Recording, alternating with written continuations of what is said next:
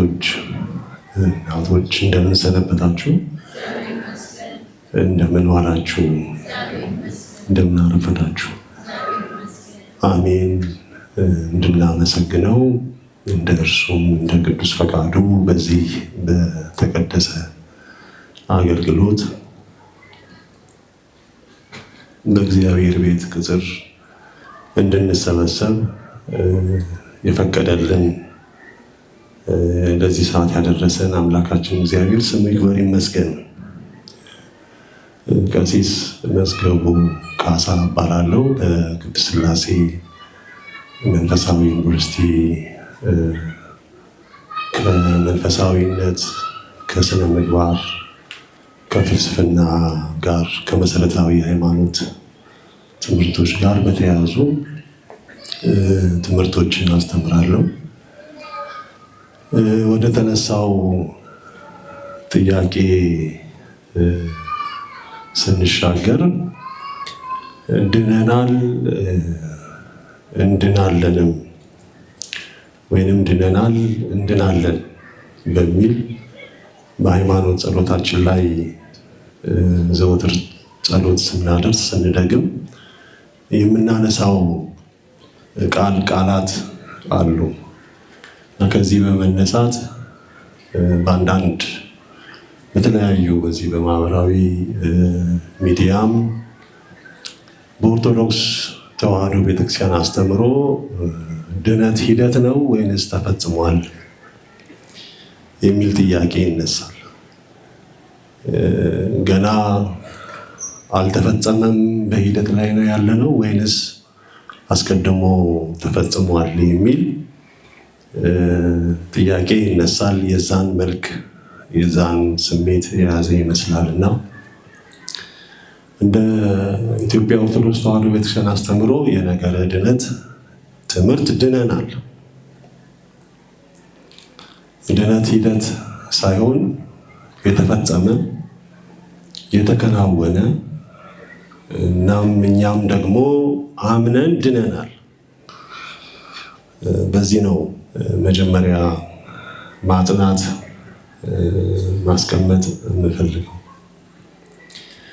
መጀመሪያ ስለ መዳን ስናነሳ ውድቀታችንን እንድናስብ ይጋብዘናል። ወይንም ሞታችንን ወይንም ደግሞ መከራችንን ፍዳችንን ያስታውሰናል። የሰው ልጅ ድኗል ስንል ከምንድን ነው የዳነው የሚለውን እንድናስብ ያደርገናል። ይኸውም አንደኛው ከኃጢአተኝነት፣ ሁለተኛው ደግሞ ከዲያብሎስ ተገዥነት እና ሶስተኛው ከሞት ነው። እነዚህ ናቸው በአዳምና በሔዋን ትእዛዝ ማፍረስ ምክንያት የውድቀት የሞት ወይንም ህልውናን የማጣት ወይንም ከሙሉ ሰውነት መጉደል መፍረስ የምንለው። ስለዚህ ይህንን ባህሪያዊ መናጋት ወይም ህልውናዊ ማጣትን ሰው በራሱ በንስሐ ሊመልሰው ስለማይችል ራሱ የፈረሰ ሰው ራሱን መገንባት ስለማይችል ሌላ የሚያድነው ሌላ እንደገና ወደ ህይወት ወደ ህልውና የሚያመጣው ስለሚያስፈልግ አምላክ ሰው ሆነ፣ ከድንግል ተወለደ፣ ሕማም መከራ ተቀበለ። በስጋ ታምራት የስጋ ደዌያችንን ፈወሰ። በወንጌል ትምህርት የአእምሮ እውነትን የማወቅ ወይንም እውነትን ያለማወቅ ደዌያችንን ፈወሰ።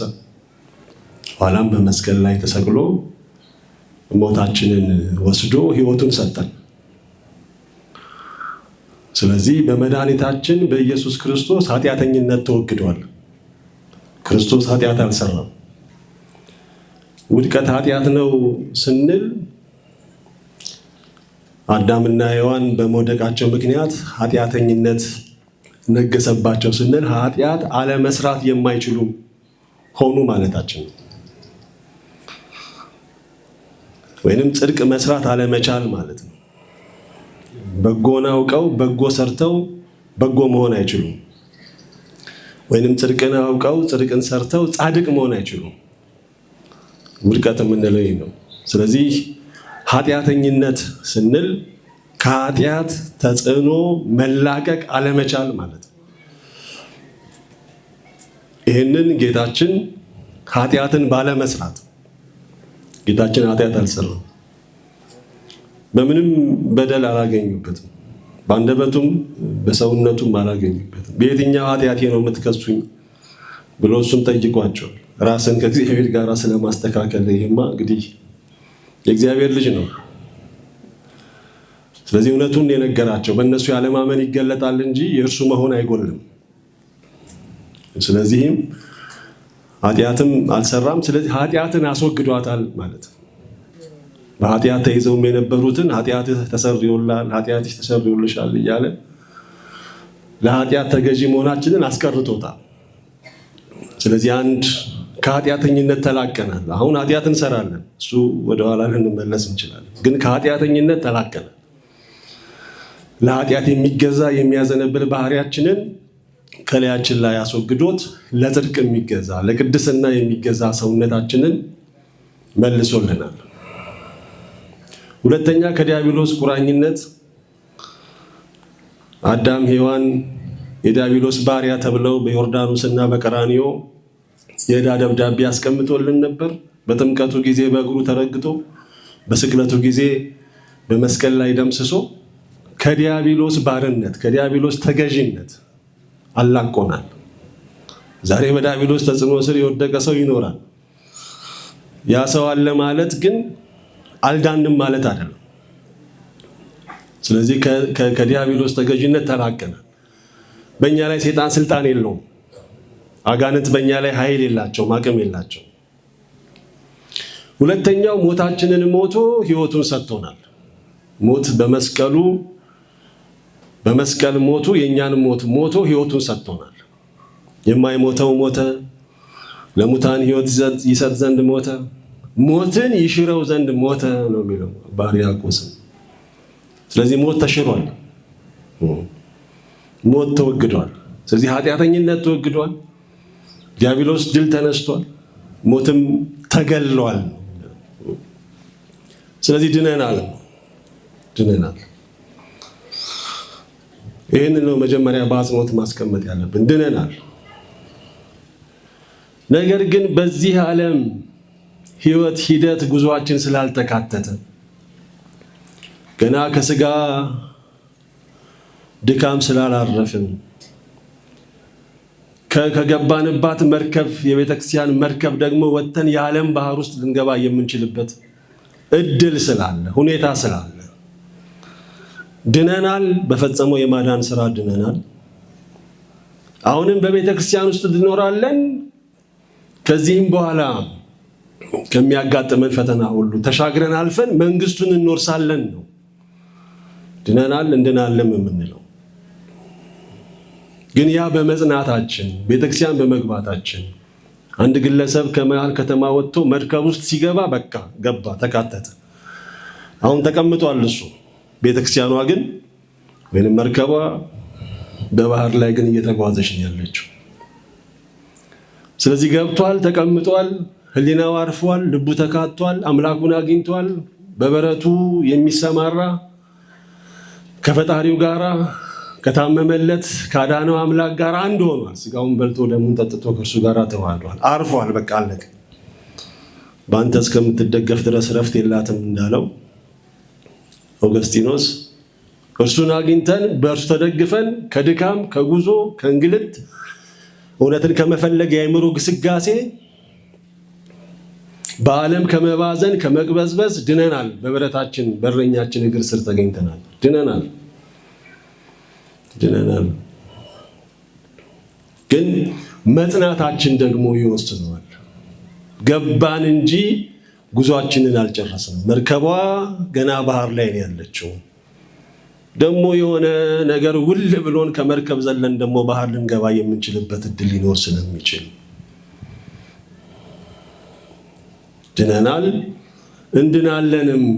በቤተክርስቲያን እየኖርን በስርዓት አምልኮ እየተመላለስን ምስጢራት እየተሳተፍን እግዚአብሔርን እያገለገልን በቀሪው ዘመናችን ሁሉ ለእግዚአብሔር እንደተለየን እንኖራለን። ኋላም ደግሞ መንግስቱን ሰማያዊ ርስቱን እንወሳለን ማለታችን ነው እንጂ ድነት ሂደት አይደለም። ስንጠመቅ ሞትን፣ ከሞቱ ጋር ተባበርን፣ ከጥምቀት ገንዳ ወጣን፣ ክርስቶስን ለበስን። ከዛች ከጥምቀት ዕለት ጀምሮ የምንኖረው ስጋችንን አይደለም። ስጋማ እዛው ተቀበረ እኮ በቃ። ከክርስቶስ ጋር የተነሳውን መንፈሳዊውን አዲሱን ሰውነት እኛ የዳግማዊ አዳም ልጆች ነን። የቀደመው አዳም የቀደመችቱ ሔዋን ልጆች አይደለንም። የአዳምና የሔዋን ልጆች አይደለንም እኛ። ግልጽ ነው። የዳግማዊ አዳም የክርስቶስ የዳግሚት ሔዋን የእመቤታችን ልጆች ነን እኛ።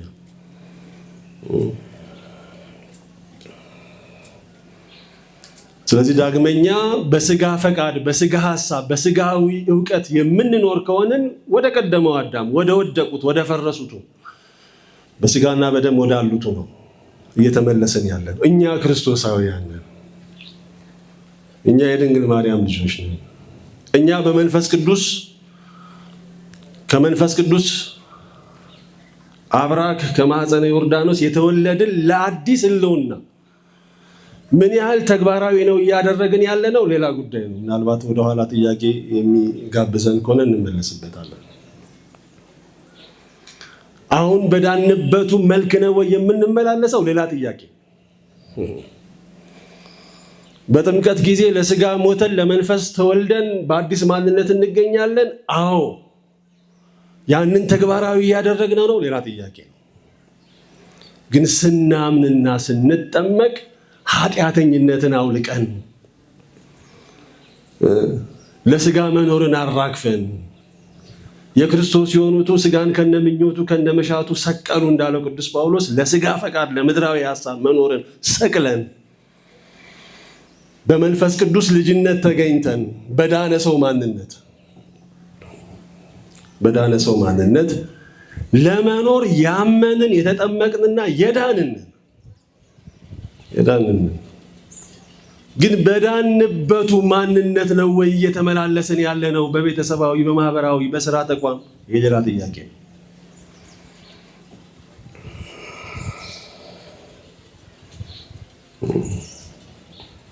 በስጋ ተወልደን ስጋዊ መንደር ውስጥ እንኖራለን።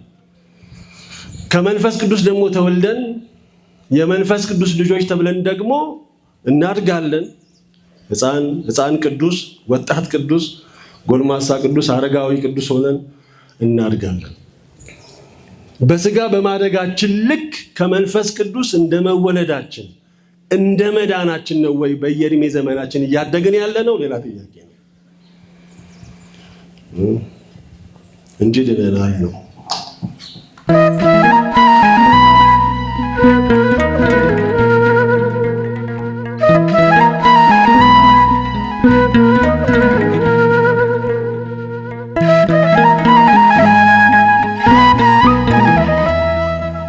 በኢትዮጵያ ኦርቶዶክስ ተዋሕዶ ቤተክርስቲያን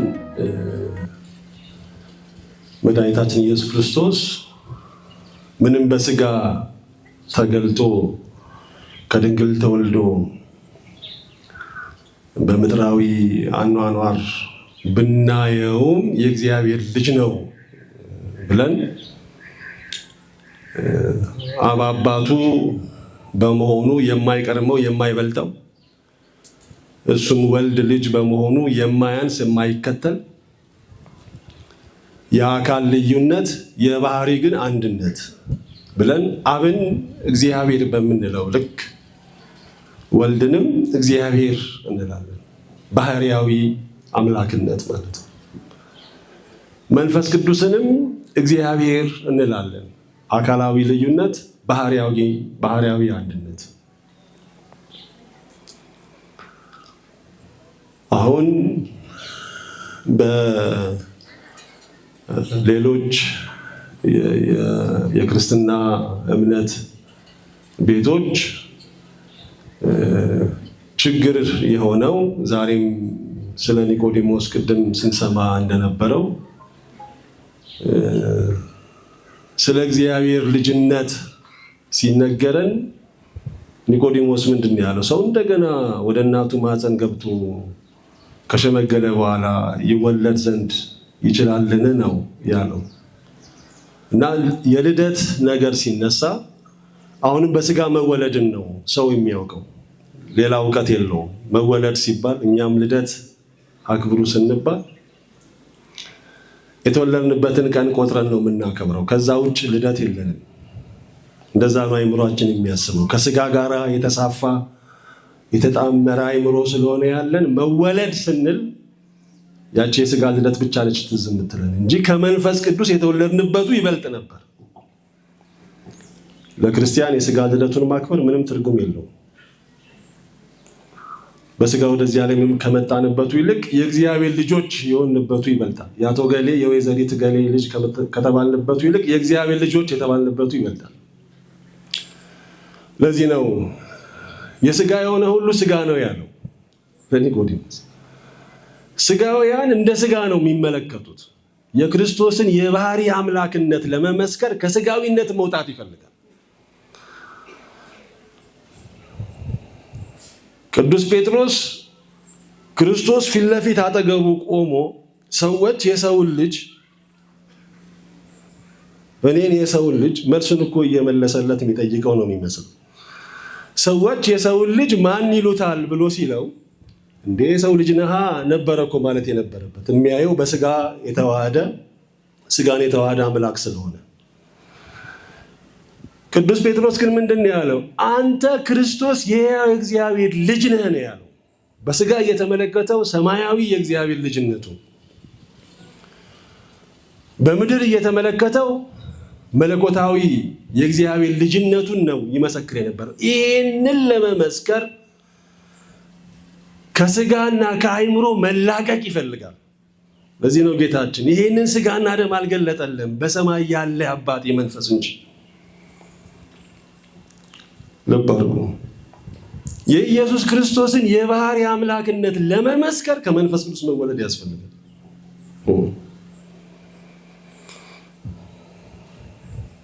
ማንም ከመንፈስ ቅዱስ ካልሆነ በቀር ኢየሱስ ክርስቶስ የእግዚአብሔር ልጅ ነው ሊል አይችልም ይላል ቅዱስ ጳውሎስ።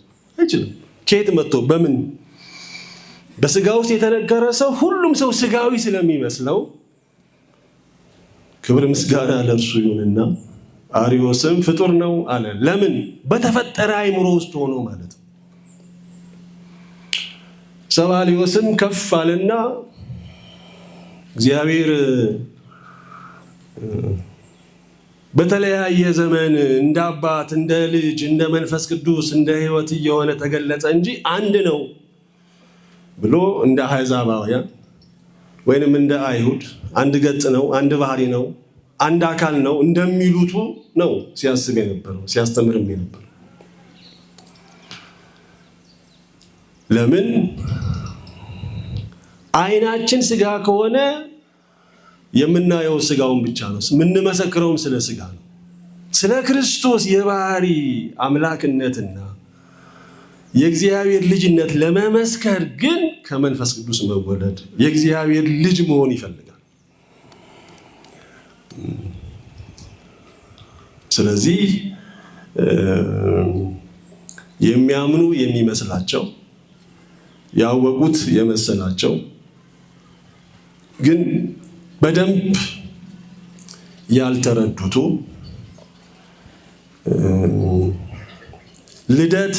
ልደት የሚለውን ነገር ሲያስቡ በስጋ ከመወለድ ጋር ብቻ የሚያገናኙ ሰዎች አዎ ልጅማ ከሆነ ከአባቱ ያንሳል፣ አባቱ ይቀድመዋል፣ እሱ ይከተላል፣ በዘመን ይበላለጣሉ፣ በክብርም በእውቀትም ይበላለጣሉ።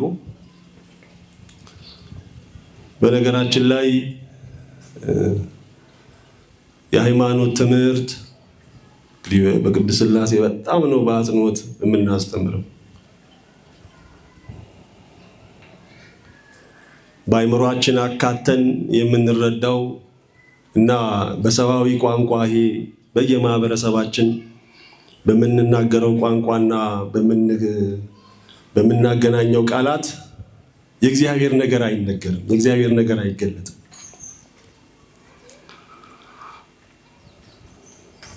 እግዚአብሔርን እንኳን እግዚአብሔር ማለት በራሱ ልክ አይደለም።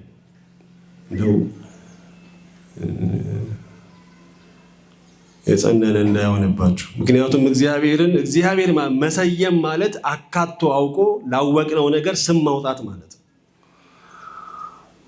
አካቶ ማወቅን ያመለክታል መሰየም ማለት። የነገሩ ምንነት ጠባይ በደንብ አድርጎ ከተረዱ በኋላ ያንን ጠባዩን ሊገልጸው በሚችል ስም መጥራት ማለት ነው መሰየም ማለት። እና እግዚአብሔርን አውቀነው ባህሪውን መርምረን በአይምሮአችን አምልተን ተረድተን ስንሰይመው አወቅነው፣ የአይምሮ ዕቃ አደረግነው ማለትን ያመጣል። ስለዚህ ማንም በተገለጠልን ልክ ነው፣ በስነ ፍጥረት የገለጠልንን፣ በመጻሕፍት የገለጠልንን፣ እርሱ ራሱ በአካል የገለጠልንን ነው እያስረገጠን የምንናገረው። ይሄ አዎንታዊ ነገረ መለኮት የምንለው እንጂ ስለማይመረመር፣ ስለማይታወቅ፣ ስለማይጨበጥ፣ ስለማይዳሰስ እግዚአብሔርን የምናውቀው በምስጢር ተሳትፎ ነው።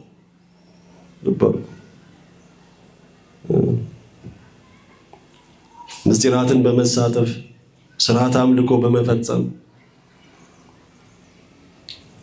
ቅዱስ ሥጋውን ክቡር ደሙን በመቀበል የመለኮቱ ክብር ተካፋይ በመሆን ነው፣ በሕይወት ነው የሚታወቀው። ባልና ሚስት የሚተዋወቁት ከተጋቡ ከተዋሃዱ በኋላ ነው። ከመጋባታቸው በፊት እንደ መረጃ ነው። እሱም ስለሱ፣ እሱ ስለሷ፣ እሷ ስለሱ ሊረዱ የሚችሉትን ነገርን ነው የሚረዱት። በትክክል የሚተዋወቁት ግን ከተጋቡ ከተዋሃዱ በኋላ ነው። ሁለንተናዊ ውህደት፣ አይምሮአዊ ግንዛቤ ደግሞ ሳይሆን በሕይወት ተሞክሮ አብረው እየኖሩ ተረድታችሁኝ ከሆነ እግዚአብሔርንም መጽሐፍት የሚነግሩን አይምሮአችን ሊረዳ በሚችለው ልክ ነው፣ በተገለጠልን ልክ ነው። ማንም አምልቶ አስፍቶ የእግዚአብሔርን ነገር መናገር አይችልም፣ ባህሪው መመርመር አይችልም።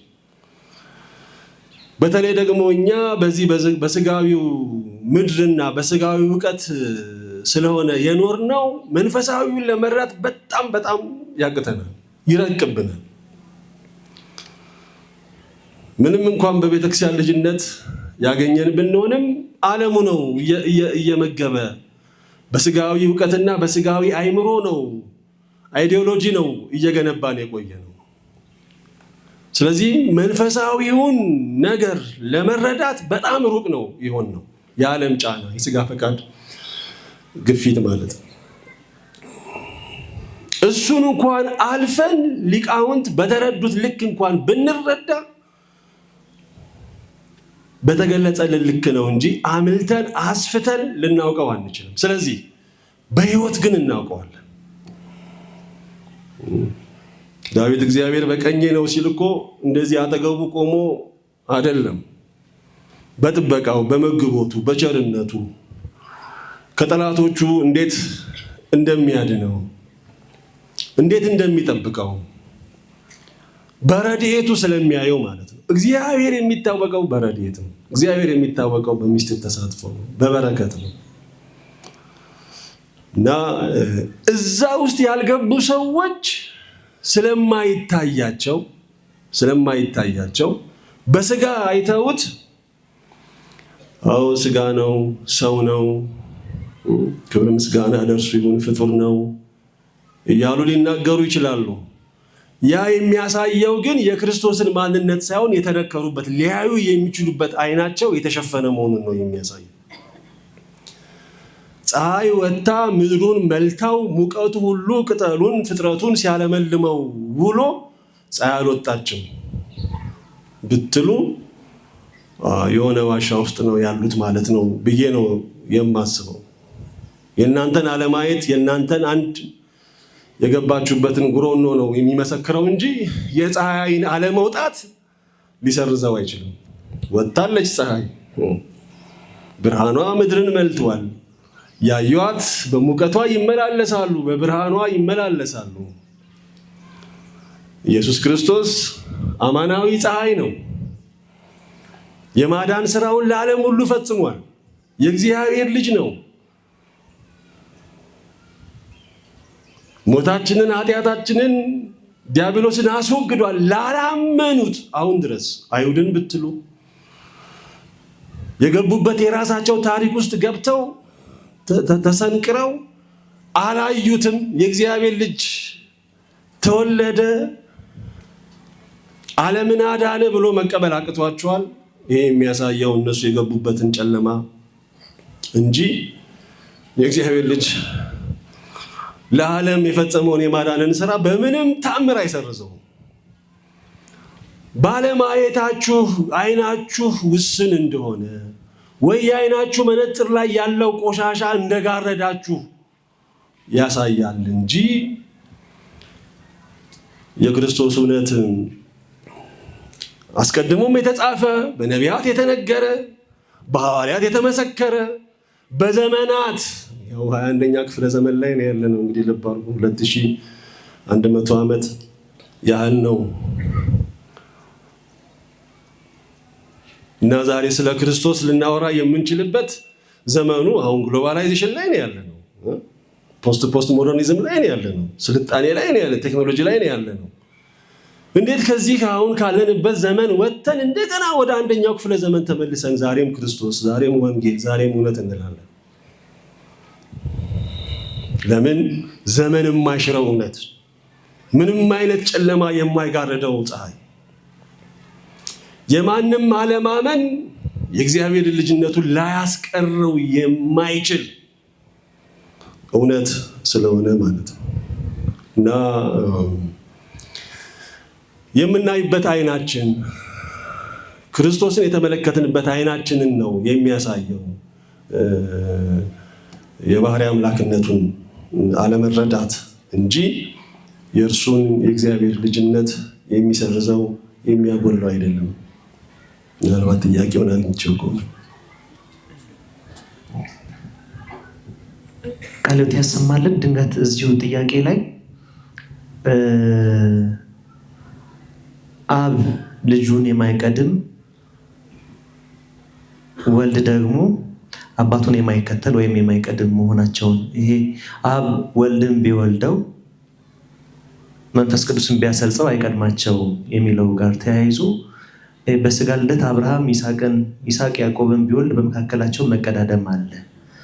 በአብ በወልድ በመንፈስ ቅዱስ ዘንድ ግን ለአይን ጥቅሻ እንኳን በምታክል ጊዜያት ውስጥ በመካከላቸው መቀዳደም የለም ከምትለዋ ጥያቄ ጋር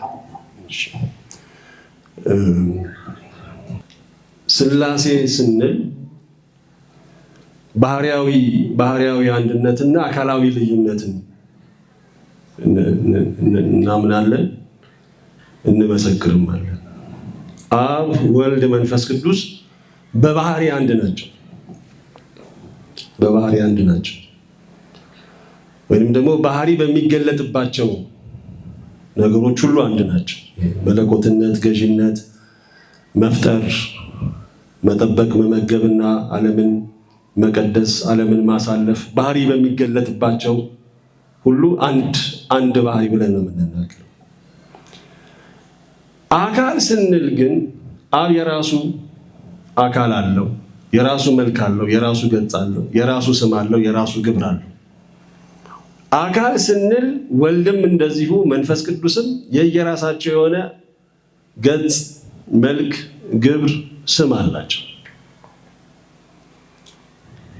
ስለዚህ ባህሪያዊ አንድነት፣ አካላዊ ሶስትነት ማለት ነው። ሰው ስንል ግን ልብ አድርጉ፣ ሰው ማለት የተነጠለ ማንነት ነው።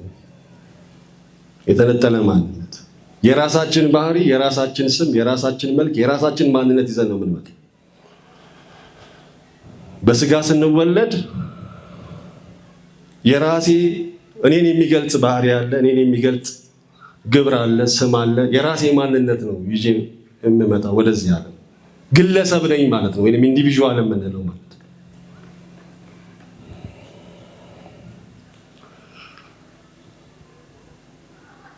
ስጠመቅ ነው ወደ ህብረታዊ ህልውና የምገባው፣ ከሰው ልጆች ጋር ሁሉ አንድ የሚያደርጉ ልክ እንደ ሥላሴ ማለት ነው።